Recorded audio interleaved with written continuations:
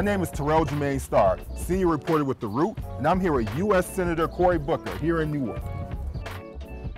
Thank you, man. Thanks for coming to my community. Thank you so much, man. I appreciate being here. Appreciate you. All right, so. Well, it's in my home, man. Right, definitely. We are in the home of Senator Cory Booker, as a matter of fact, so. But more importantly, you are a man from Brooklyn in the Central Ward of Newark now. What does Newark mean to you? You know, for me, Newark is the community that gave me a shot. The Central Ward of Newark, New Jersey was the first time I was ever elected to anything. This community gave me a shot to represent them back in 1998. And so this is a place of love. It's a place where my fierce loyalty goes to. You know, you're in a low-income community, in a community below the poverty line here. And I won't leave my community because these are the folks who put me in office, and everywhere I go, I keep this community at the center of my heart and make sure the things I'm doing align with folks like the folks here that are often left behind, left out. What has kept you here over the years? And by the way, how long have you been in this community? I moved to Newark when I was still a law student, so the mid-1990s. And so I've been in Newark now 20 plus years. I got adopted really quick by tough community leaders who were skeptical. They're like, who are you coming up into this community? And I had this idea of like, here, I'm here to help. And they look at me like, you're the one that needs some help. But they were patient with me and they gave me a shot. And I still remember just sitting with Miss Jones. Miss Virginia Jones was the tenant president of the buildings. I walked you, actually, I should have shown you the street. I walked down the street that we named for her. And she saw things in me I didn't see in myself. And so she basically, I always say I got my BA from Stanford, but my PhD on the streets of Newark from professors like her, who may have no formal education, but one of the sharpest, shrewdest people I've ever met in my life.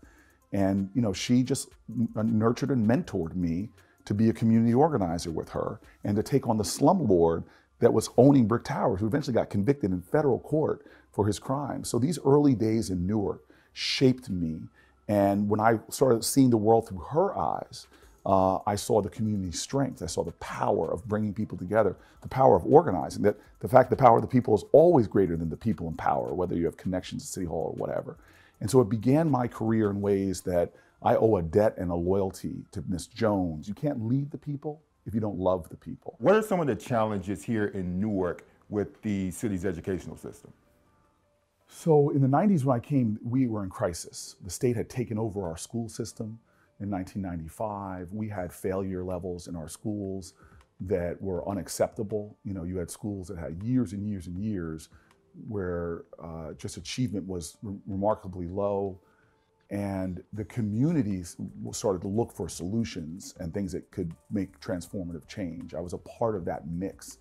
And I have to say, from the time that I was mayor, with all the reforms we did to now, if you're a black kid in Newark, which is the majority of our kids, we're a majority black city, your chances of going to a high performing school that beats the wealthiest suburbs went up 300%. We have one of the most radical school turnarounds in a short period of time in America. In fact, our graduation rate went up 30% over a very short period of time. And I'm really happy. The Harvard study, it was a Washington University study. Washington University study said we're the #1 school system in America now for what are called beat the odds schools. Cities that have high poverty, yet their schools have high performance. And a lot of people talk about charters and district schools. We just said, nah, we just want great schools for our kids. So that's the thing, right? So that's the criticism that you have. People feel that you are too closely aligned with the charter school format and right. that you are someone who supports charter schools at the detriment to public education. And right. So what's your response to that? Well, I as a presidential candidate, I have a response. But I just want to talk to you about, here in Newark, what we did, we were against bad schools. I fought to close charter schools that weren't serving my kids. And the charter schools that we did support, we pushed them to say, you have to be fair. In your enrollment systems, you can't cream. And then we decided to go further than really pretty much any city that said, we're gonna not have different enrollment systems for charters and for districts. We're gonna have a one enrollment system. So what any parent just does, you don't have these lotteries. You just go in and rank your schools that you want. And we're gonna take the good schools in Newark and we're gonna expand them, whether they're magnet schools, same-sex education, charter schools. We have schools run by colleges here. What we wanted to do is just give every parent in Newark an array of great public schools to choose from. And so we found a system that worked for us. Now, when I ran for Senate, and got the state's largest teachers union endorsing me twice, it was because the larger systemic problems of public education I committed myself to addressing. And that's why I came out working with my state's largest teachers union to do things to increase teacher pay, to forgive loans for teachers, to support teachers in training. And those loans forgiving are loans for the college debt, right? Yeah, I mean, why do we have teachers in America who are making the sacrifice to teach, who are being burdened by college debt? If I'm president of the United States, my plan is to say, if you're willing to teach in communities like mine, you should not have to be burdened by college debt. Well, let me ask you that, right? Your colleague in the Senate, Kamala Harris, came out with her very comprehensive plan to deal, with education, including giving teachers a raise. Yes. Right? And so how would your plan be different from hers? Yeah, well, first of all, there's lots of good things in her plan, and a lot of other presidential candidates. I think all of us feel this urgency for public education to try to help folks out. So years before I was a presidential candidate, I had a bold plan for teachers, done with a lot of the education leaders, and some of the different things in my plan. And again, I haven't studied hers, but some of the things in my plan involve different tax treatment for our teachers. Right now, we give hedge fund operators, they pay less percentage of their taxes, of their salaries and taxes than a teacher does when they're adding more to our economy. So we say to teachers, you're going to get tax forgiveness for things that you do. We're going to make sure that teachers have, as I said, debt forgiveness so they're not carrying that debt. We're going to make sure that teachers, a lot of their training that they have to pay for out of their own pockets. We're going to make sure that those things are forgiven. So I have a very bold, achievable plan that will effectively raise teachers' salary, reduce teacher debt, give teachers better tax incentives, and empower the teaching profession overall. Again, there's still a concern that charter schools are being given preference by many candidates. And so what particular plan do you have for public education that has nothing to do with the charter system? Yeah, well, I hope people will look at my record as a senator and the things I've fought for. If I'm president of the United States, my education plan is a number of things. Number one, teachers raising their salary, lowering their debt, and doing the things that they know empower their profession. Number two, it's special needs education. One of the biggest crises, if you talk to people who know local schools, is that the federal government is not fulfilling its obligations to fund special needs. We're talking to the tune of hundreds of billions of dollars cost for special needs. The government committed, the Department of Education was formed for educational equity, and they're supposed to be paying about 40% of the cost for special education. We're paying only 18%. I'm going to pay the full fair share, which is going to liberate local schools to have more resources to invest in things. So there's a number of pillars of my education plan that are critical, but the other thing about the Department of Education, this idea of equity, one of the reasons I fought so ferociously against Betsy DeVos is because I knew she would roll back protections for LGBTQ kids, roll back protections for the civil rights of our children. And we have a nation right now where 30% of LGBTQ kids report not going to school because of fear. And we have a civil rights division, which was run by one of my friends, law school classmates under Obama, that's just being devastated. So my Department of Education will be about teacher empowerment, economic empowerment. It'll be about equity in funding for public schools to allow public schools in America to have more resources they need. It'll be about trying to make sure we are taking care and protecting our kids, keeping them safe, and making sure we have an educational environment that works for everybody. Public schools are under assault right now in America with schemes that would crush public education, that push us to more segregation. We are going to end these attempts that often Republicans do to undermine public education and reinvest and reinforce and protect and empower kids and teachers. So let's get to the question of the hour. Okay. Why should Black people vote for you? Because I am a person, not only am I coming out of a city, majority Black city, most of my career has been fighting for African American communities and making a difference. And I didn't stop when I became a United States Senator. One of the first battles I had when I came to the United States Senate is I got there and there were no African Americans in Senate positions. It was one of the least diverse places I'd ever worked. And so I didn't just say, hey, I made it the fourth popularly elected African American in the history of our country. I just said there's not enough diversity. How can you have a judiciary committee that scarcely has even one African American in those rooms where they're making decisions that are disproportionately impacting African Americans because our system is biased, our criminal justice system is biased against Blacks. And so the first thing I did was reached out to a friend of mine, Brian Schatz from Hawaii, and we went to Schumer and said, we need every Democratic senator to have to publish their diversity on their staffs. So anybody can actually look at what's going on. And guess what happened as a result of people having to reveal the data of their diversity? Whole lot more diverse people got hired in the United States Senate. So because of my work, very first work when I got to the Senate, there's a whole bunch of more diverse people, women and men, because there was gender diversity issues as well, in the rooms when the most important policy decisions in our country are being made. Some people are concerned that there are too many candidates running for president right now. So I've never heard that. No, that's you haven't. No, I definitely have. So how do you think that the Democratic Party can ensure that the best person gets the nomination? I think we can determine that. The people in the Democratic Party, by engaging in this election, know the distinctiveness of each candidate. What is their resume? What's their experiences? I know I've got a very unique experience. I was a chief executive of a state's largest city, a black and brown majority city, and we completely transformed everything from our schools to our economy to economic opportunity to our court systems. And then I became a senator, and I'm one of those people under a Republican Congress that got big bipartisan bills passed. Like the first time we ever started going at mass incarceration, getting this bill passed. It will liberate thousands of folks just by doing that crack powder cocaine disparity that I fought so hard for. It will liberate thousands of people, 90% of whom are black. So here I am as a guy, if you're looking at my resume, chief executive officer experience, legislative experience, not just serving the legislature, but getting big things done. And then my message. Look, I don't think we win this election by fighting on Donald Trump's terms. I know there's a lot of people here, when they go low, they want to go lower. They want to punch Donald Trump in the face, which I think is a felony. But the reality is, I don't think you, as King says, can't beat darkness with darkness. Only light can do that. I wanted to follow up on that question. Please. We spoke earlier in an interview where I asked you if you feel that Donald Trump is a racist, and many people responded to the interview by saying that the senator truly does not appreciate how not calling out racism is detrimental to truly helping the country to heal. And many people felt that you refused to call him a racist because you wanted to appease white voters. What's your response to that? My response is I agree with folk. Not calling out racism or pretending it doesn't exist. Like, I love how we have a nation who doesn't even call out the racism endemic to the founding of our nation. That we have racism written into our founding documents. Native Americans are called savages. Blacks are fractions of human beings.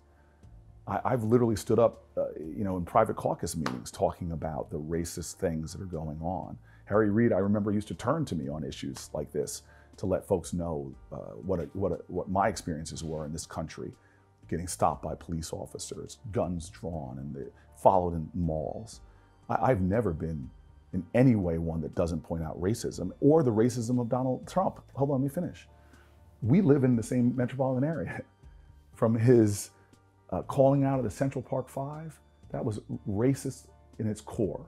Him in his rental practices, those are racist in his core.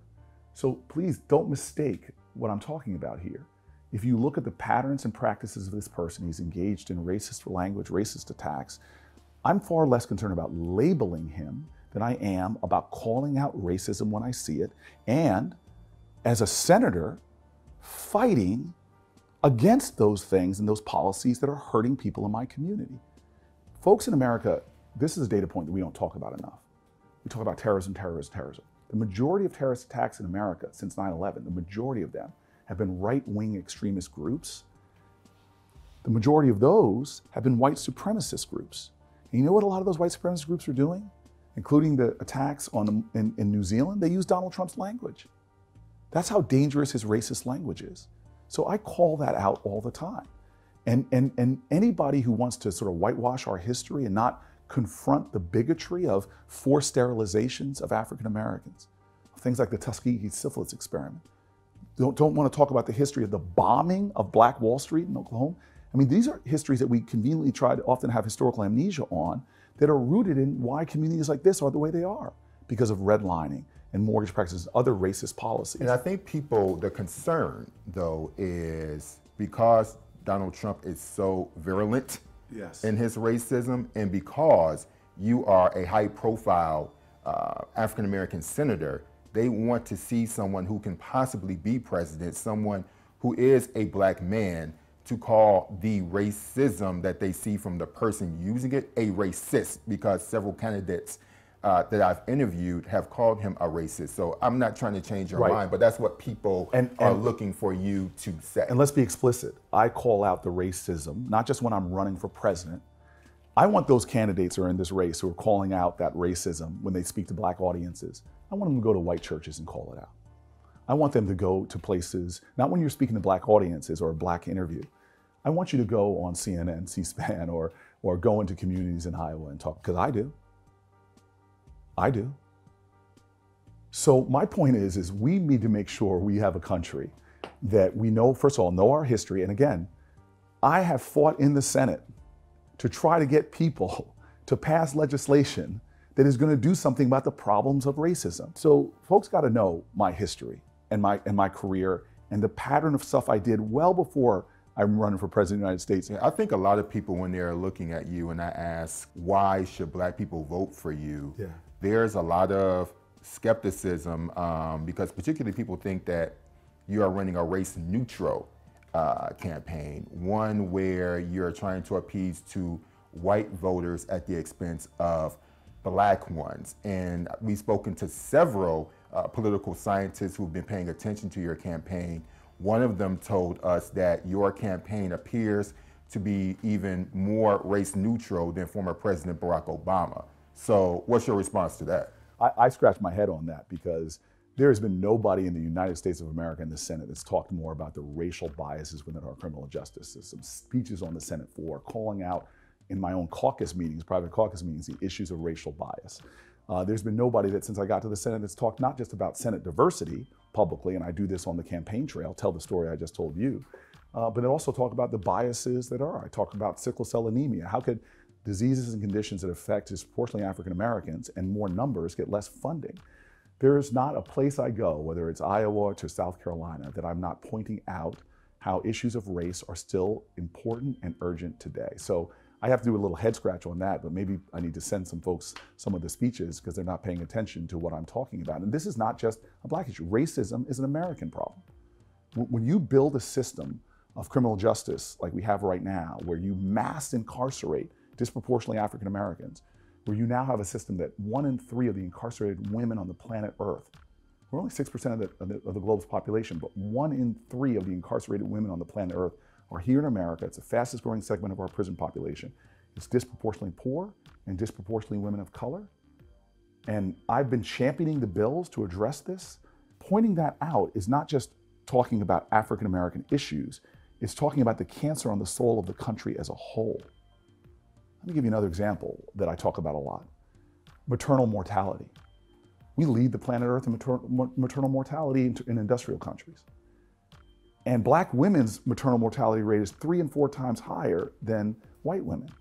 And I know that in my community. So anybody who listens to me, my interviews, my speeches, I'm championing these issues because injustice anywhere is a threat to justice everywhere. I wanted to draw your attention to what's going on in the state of Georgia, where there are bills being passed that limit women's access to abortion, and that would disproportionately impact black women in particular. So what would be your plan to counter that as president? Well, I'm going to stop the attacks on Planned Parenthood and the defunding of Planned Parenthood. In some counties, Planned Parenthood is the only way access women have to reproductive care.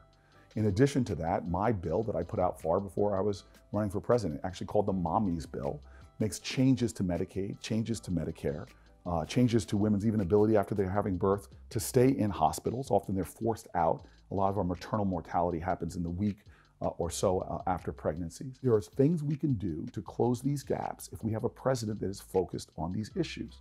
So focusing on disparities, I have the bills on infant mortality long before I was running for president.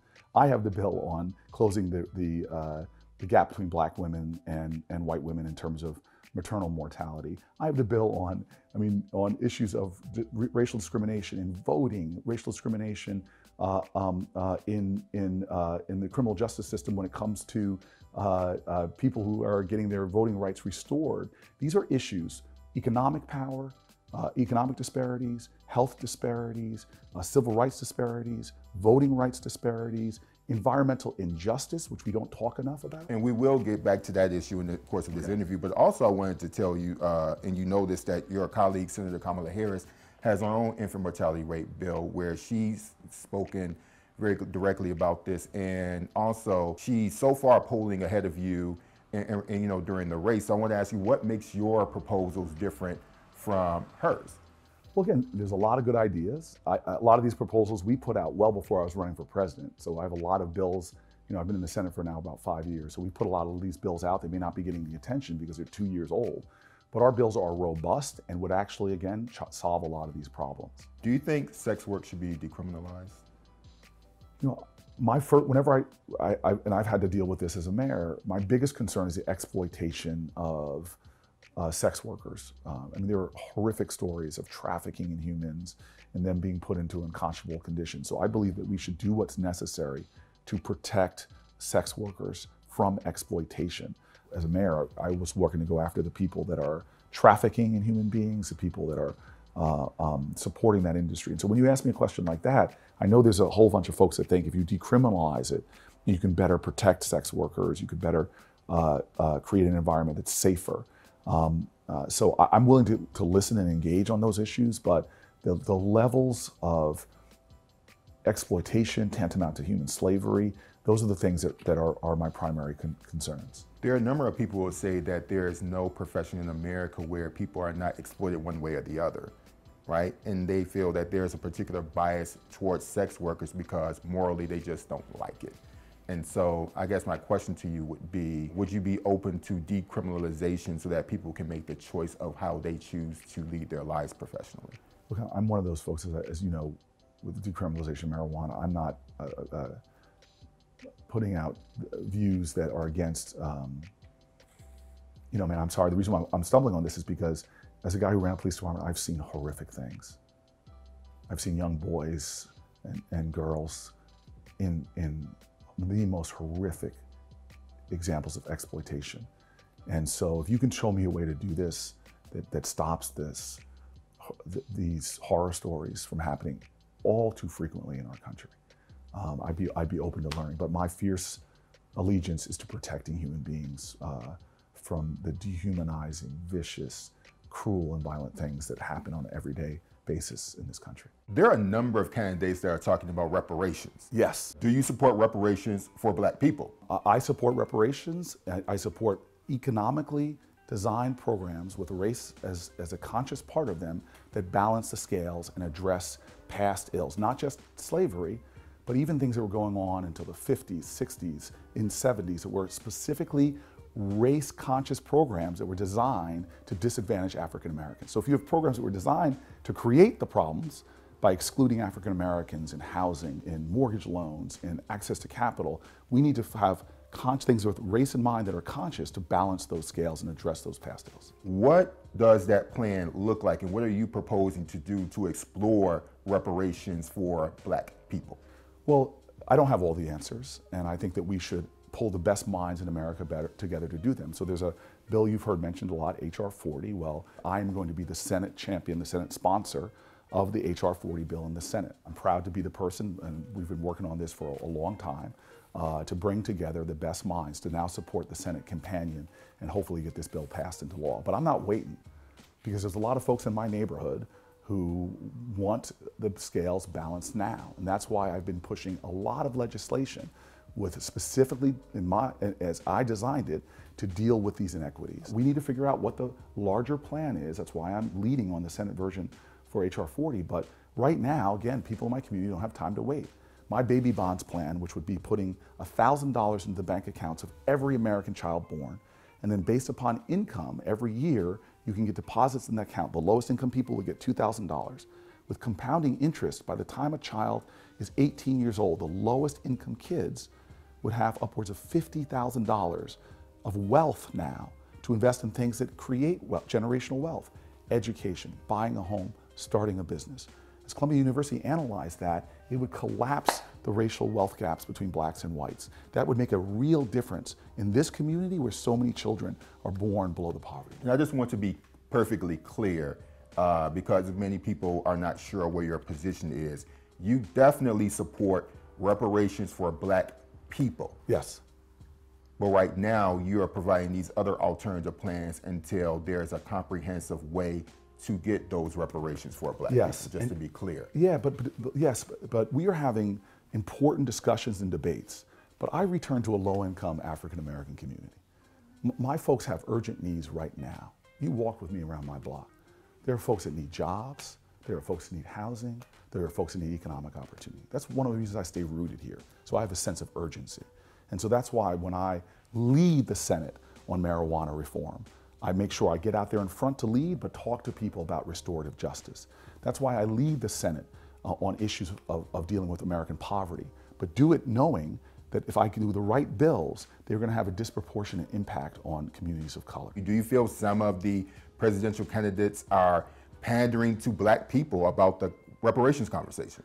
Yeah, look, again, my whole life career has been in Black communities, and I've seen lots of people come into my communities to campaign for votes, and respect that. I'll support whoever the Democratic nominee is. I hope it's me. But this whole reparation conversation has been frustrating to me, who lives in an African-American community where there are daily urgencies, that when we wake up, there is a sense of who's fighting for us. And so for this reparations conversation to be now reduced to a box people are checking on a presidential campaign, as opposed to a life purpose to try to balance the scales, to right the wrongs. I'm not calling into question any of the convictions of the other presidential candidates. Some of them are like family members to me. They fight in the trenches with me. They support these issues. But I'm talking about this larger conversation and how we're having it right now. As a guy that gets very frustrated and angry when I watch national conversations about things like marijuana, we're like, let's just legalize marijuana and not do something to correct, where everybody's saying those issues and in the same voice talk about, hey, I'm doing this not just because I want to let adult users have access to marijuana, fine, but we should be doing this. The purpose of this is to address the historic, ongoing, racist applications of marijuana laws in this country. I've been unapologetic in talking about that. I put in legislation years ago to address that. And now suddenly it's a presidential campaign, and we've reduced so many of these conversations about racial inequities and disparities to a check on a box. Do you support reparations? Yes. Next. No. No. This is not going to solve the problems we have in this country that are hurting us all. It seems like it bothers you more than you are acknowledging, basically. It sounds like a sharp criticism. All of us are trying to do our best to try to beat Donald Trump, to try to move this country forward on progressive issues and justice issues. I am criticizing this. I operate in the larger world, but again, I come home to communities like this, that often the progressive conversation, racism and injustices that African Americans have faced is not in that conversation in the way that I believe it should be. And so I'm fine with being criticized, but this is the point I want to make. I've had to fight and scratch and crawl with my neighbors to turn around a city. That's on my resume now. Newark going through its biggest period of expansion, opportunity, doubling production of affordable housing. But we've now got there, and folks who've never willing to even often come in our communities, walk our streets, are I think, often not keeping the struggle at the center of their policy agendas in the ways that I would like them to. And that's not a criticism of any candidate, because I know a lot of these folks, I know their hearts, I know their spirits. It's just my saying that the progressive movement must understand the urgencies to deal with racial inequities in our country. Can you tell us why you supported stop and frisk as a young mayor? Well, number one, understand that I inherited a police department that, as one of the Black leaders in the police department says, this has endemic problems. We have endemic problems, which you just inherited, going back a long time. So stop and frisk was in this city, it was a pattern and practice for a long time. And then to interject there, you also appointed a police chief from New York who actually believed in that practice. Well, I supported a police chief from New York who was going to come and help me reform the systems here. A police chief in New York who was brought into places like Washington Heights and created pretty good reforms working with the community there. And so we started trying to reform and turn a very large ship here, and we're making really good reforms, but not fast enough. And we were able to find partners from the ACLU to John Jay College of Criminal Justice Reform that got us to the point by, in my last years as mayor, we began to lead the country on innovative programs that were eliminating stop and frisk, but more importantly, creating more capacity to do police accountability in a way that other cities were not. And so I also wanted to go into police reform in general. Yes, please. There are many people who feel that because its foundation is so racist, that such a system cannot be reformed, that it needs to be abolished, the way that people feel about ICE, for example. Do you believe that a police system that was based on such a racist foundation can be reformed? I do, and I understand where people are coming from.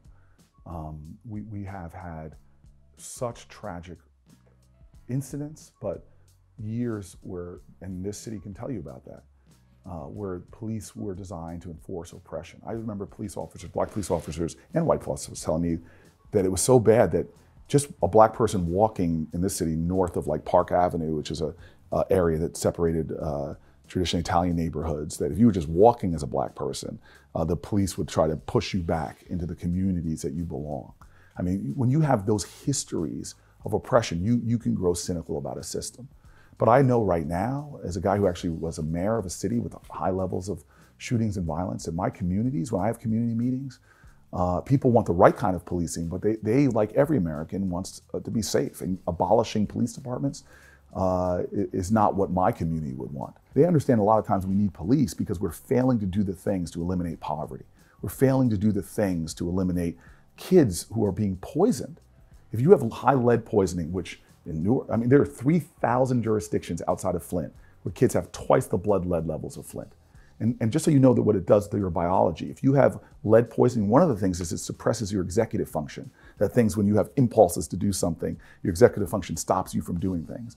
So this elevated blood lead levels in urban communities, which is poisoning our children, is undermining their ability to succeed in life. And often, many people show correlations between elevated blood lead levels and crime. People in this community, there's a wisdom.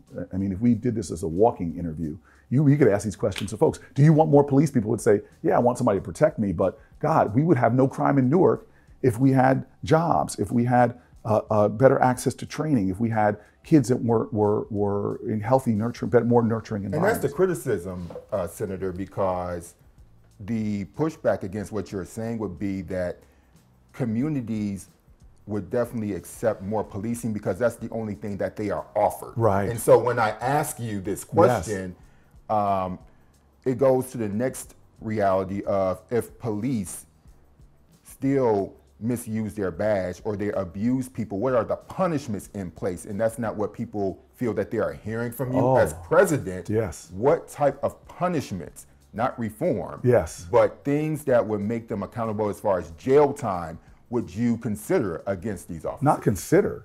You violate the rights of another individual, the punishments should be strong and severe, just like if you violate anyone's rights. And this is why the Justice Department under this president, which has turned its back on police accountability, that has refused to investigate unarmed shootings of African-American men, and as we saw compared to the Obama administration, this is something that I will do. And more than that, we are going to make sure that a lot of the best ideas in 21st century police accountability, that we do them. And this is why I'm very different than most of the candidates in this race. I've been the chief executive of the largest city in New Jersey, which is a majority African-American city. And all these issues we're talking about, they're not academic to me. I've been in the community working to grapple with them and found actually lots of solutions that worked. One of the reasons why my last term as mayor, we had a lot of success was because we said in one large swath of the ward that you're in right now, we said, let's bring the community together, John Jay College and others, and start to work to effectuate strategies that can reduce violence and elevate the success of our young people so that they're not being locked up and sent to prison. We innovated, and if I could just finish this point, in ways that showed strategies that can work, from reentry programs, job programs. The young brother we met on the street, if he could be rapidly attached to work, his chance of recidivism goes far down.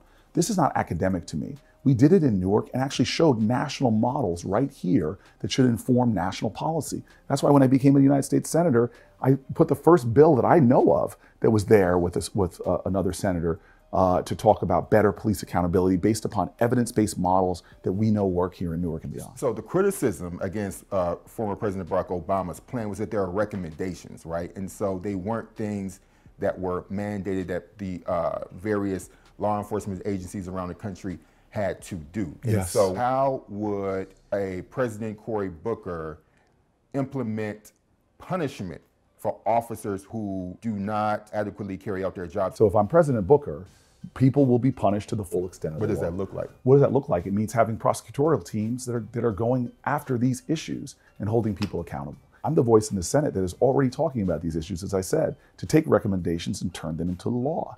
That's why I've pushed the legislation for police accountability, so it will be the law of the land no matter who is there.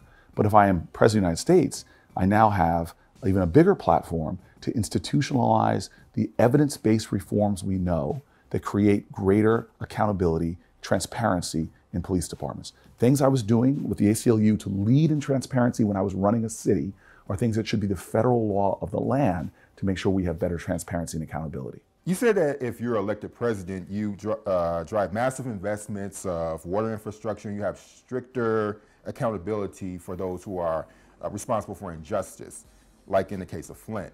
So what does stricter accountability look like? So you're referencing a bill that I did years before I ran for president because of the urgent environmental injustices in our country. And I toured with other African-American leaders through the Black Belt, where you see from Uniontown, Alabama, with toxic dumps being placed in African-American communities, to the corporate agricultural impacts to African-American communities in Duplin, North Carolina, to here in Newark, where we have right here within a few miles a Superfund site in again a low-income community. These are outrageous environmental injustices. Cancer Alley along the Mississippi River between Baton Rouge and New Orleans, sitting in Black churches, talking to families about the cancer clusters as they list family member after family member after family member that's died of cancer. And so my comprehensive environmental justice bill, done with environmental activists all around this country, gives localities the power to fight back, to hold accountable polluters. It creates far more strict accountability, as you says, as well as giving individual communities better weapons to make sure that they can get rid of these environmental disasters that disproportionately are affecting low-income communities and communities of color. I also wanted to ask you specifically about Black women, and you know they're the most important voting bloc going into the primary, especially Super Tuesday. So why should they particularly vote for you as opposed to anybody else? Well, I wouldn't be running in this race if I didn't think I was the best person to lead this country. And again, when it comes to African-American women and a lot of issues, I've been championing them since I got to the United States Senate. And let me give you one example that, again, we don't talk about enough, which is Black female economic opportunity and empowerment. One of the things I did by getting on the Small Business Committee is starting to call into question our loan practices, which have a disparate impact on making access to capital for African-American women and African-Americans in general, and began to push and fight for these issues. So whether it's access to capital, because again, you're in the Central Ward of Newark, right up the street here is an African-American woman who opened a restaurant named after her, Vonda. When I was mayor of this city, I knew that the entrepreneurialism in the Black community, and the Black female community in particular, was if we gave them better access to capital, those entrepreneurs would flourish in Newark. And we see that now in this neighborhood. And so I took my experiences from empowering Black women in economics, empowering them in business, empowering them at the workplace, empowering them in access to care. I took to the United States Senate, and I've been championing these issues for years now, not just since I've launched my presidential campaign. There are more Black women and women of color in Congress than ever, and they're often under attack for their non-mainstream views. So the examples are like Congresswoman Ilhan Omar. So what are ways that Democratic leaders can support them? Well, we should all resoundingly condemn bigotry, hatred, Islamophobia when they're under attack. And what we're seeing now amongst Black leaders is often they're more and more subject to racist attacks, and we should all be, Black or white, whoever you are, condemning that kind of hate. Do you feel that these non-mainstream views are coming into the Congress are causing a friction that the Democratic Party was really not ready for? I don't think so. I mean, we are a party that has lots of different views.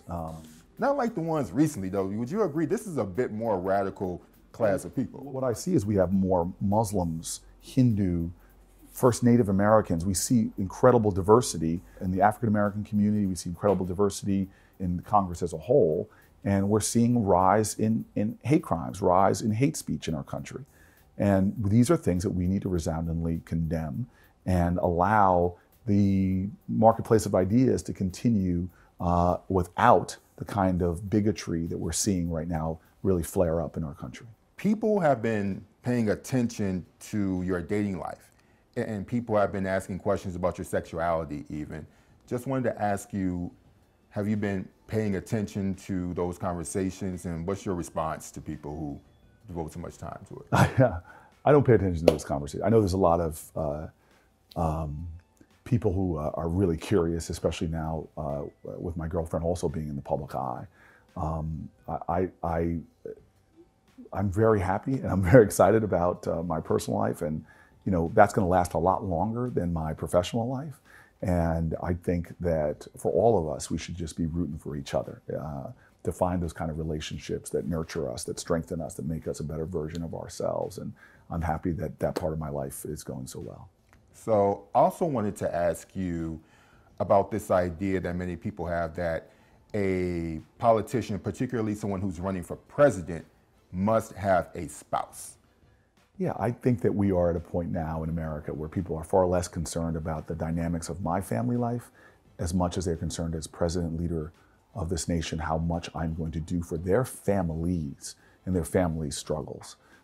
Their family struggles to have a living wage, their family struggles to get health care. I think what they want to know is what I'm going to do for their families, how am I going to lead for their families, far less than the dynamics of my family life. Because in America now, in my community neighborhood, there are a whole bunch of different versions of families. There are extraordinary acts of love. Folks want to know, am I going to stand with them in the fight for the people that they love to have their best version of their American dream? You're running against a lot of white progressives right now that have large liberal bases. How do you plan on competing against their message, dealing with these same issues? Well, again, I'm in a race. When I was running hurdles, I don't look to the left, I look to the right, I look to the trail I have to run. I'm going to run hard on that trail, and I'm going to put my record out there as a guy who was a chief executive officer. More years than I was a senator, I was running this city. And the things that we accomplished here under the most difficult of circumstances, in a global recession, which means for inner cities, a depression-like circumstances, and we still brought supermarkets to food deserts. We still doubled the production of our affordable housing. We still were able to massively improve the achievement in our schools. We were still able to create tens of thousands of new jobs. And so in Black and brown communities, I was able to make change. In the Senate, I'm driving legislation like my opportunity zones, which right now, as we speak, from Erie, Pennsylvania, to Heflin, Alabama, to rural white areas, to urban Latino areas, these opportunity zones are now already seeing development projects because of legislation, bipartisan legislation that I wrote, are now seeing billions of dollars of new investment. So I'm a guy that from the chief executive position to in a divided Congress was able to get real things done. That's my resume. That's what I'm So what do white progressives get wrong about Black voters? Gosh, look, we have seen challenges in turnout in all communities. And in this last election, we lost Pennsylvania by 7,000 votes. And there were about 50,000 less African Americans in Philly alone that voted in 2016 election versus the 2012 election. And you talk to folks in my community, and I've campaigned for lots of candidates. And I go up to roll into Black communities, not my own, but I roll into others. And often Black leaders will pull me aside and say, why y'all only show up when it's election time? And so there's a skepticism in a lot of our communities about folks who are only coming to us when they need our vote, but they're not coming to us often when we are struggling with issues. Now, that's not fair. I see my colleagues in the Senate help lead often on issues to expand the EITC and other things that really help communities like mine. I've seen champions, Dick Durbin, I can go through the senators that I see who are champions for our communities, but I'm talking about how people feel on the ground.